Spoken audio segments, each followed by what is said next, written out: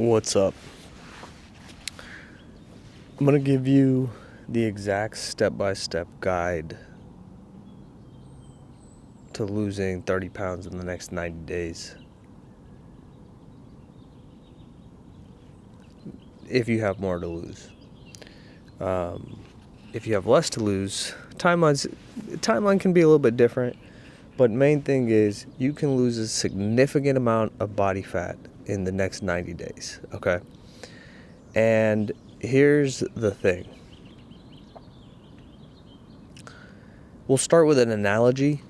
And something I've been talking about recently is that you need to successfully lose and keep fat off. You need the physics of fat loss, and then you need the psychology of fat loss. The physics of fat loss is very simple, okay? We know that fat on the human body is carbons, hydrogens, and oxygen atoms, and we know how they get released, that fat molecule, and most of that is happening through breathing, respiration. And, you know, the long story short of that is that if you have more body fat than you would like to have on your body, there's no emotion needed to be attached to this. You just have excess atoms that you've built up in reserve. That's all it is. So to have a negative attitude towards your body fat, a frustrated attitude, will not lead to peaceful fat loss, will not lead to eventually a enjoyable life, okay? Because that's the whole goal, right? Having fun, having enjoyment, having peace, and you can't get that if you're putting frustration and guilt and shame into it at any point, right? So that's the physics of it. The psychology of fat loss is about how you navigate your day to day and what's your outlook, what's your perspective, and then how that, because that bleeds into your decision making. How you think about things and what you think about things is what affects decision making, right? So you got to have both, and this is why we always talk about equanimity, that you need to have an even temper. Nothing is good, nothing is bad, like it just is, and then we put our meaning on top of it, right? So we want to choose meanings that are helpful and useful to us. So the analogy, we'll get into the analogy now that we're 10 minutes in, even though I said we're going to start off with analogy, but the analogy is like the physics of fat loss is like your ship. You have a ship, right? You got to set the sails. We're talking an old ship, okay? Or a sailboat. The psychology of fat loss is the ship's captain, okay? So your ship runs off of, your ship is the physics of fat loss. There's very clear physics that you need to do in order to get the boat to go to where you want it to go, right? We know those things. They can be mathematically proven.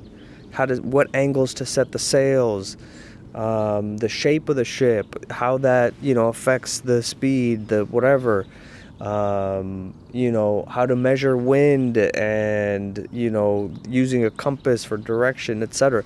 These are all physics-based things. They can be measured, they can be tracked. That's the physics of fat loss. And then the ship's captain, or the person who's at the who's steering the ship, right? That's the psychology of fat loss. Because if that person is feeling disturbed or upset or not making good decisions because he's preoccupied, or he got upset because of someone did something or said something, or he had a long day of work or at work before he's on the he may not do the right things. Even though the physics of fat loss will always work the same, it's up to the captain of the ship to have the wherewithal and to make the right decisions that will get his ship to where he wants it to go, right? So you need both, right? And so for a lot of people, they miss both of those. They don't know the physics of fat loss. They think it's something else, and it's not. It's about calories. Everything that people talk about, oh, calories are not, but it's not calories, look, that's fine and well. If you think that, you can think that, then I'm not the person for you. But we go based off of physics, and any animal, you want them to lose fat, you restrict calories. If you want an animal to gain weight, you increase calories. All good doctors, you watch that show 600 Pound Life, they say we need to find a way to decrease calories. Like, you're eating too much. They'll tell the doctor, like, oh, I'm not even eating that much, and the doctor's like, you didn't get to 600 pounds because you're skipping meals, right? And so, we're at varying ends of the spectrum of that same thing. And then the psychology part, the captain. You gotta be, if you were on that boat, you want a captain who will make emotional decisions, who gets super pumped or super low, right? A lack of equanimity. Or do you want a captain who's calm and collected and lighthearted, and thus can always make a very clear decision based on the physics of sailing? Ask yourself that. I would doubt any person would legitimately say, yeah, no, I want an emotional captain. And so it's the same thing with us. We got to become that cool, calm, collected captain of the boat. And yeah, there's tools to do that, right? So that's the analogy. This video went a little bit longer than I thought.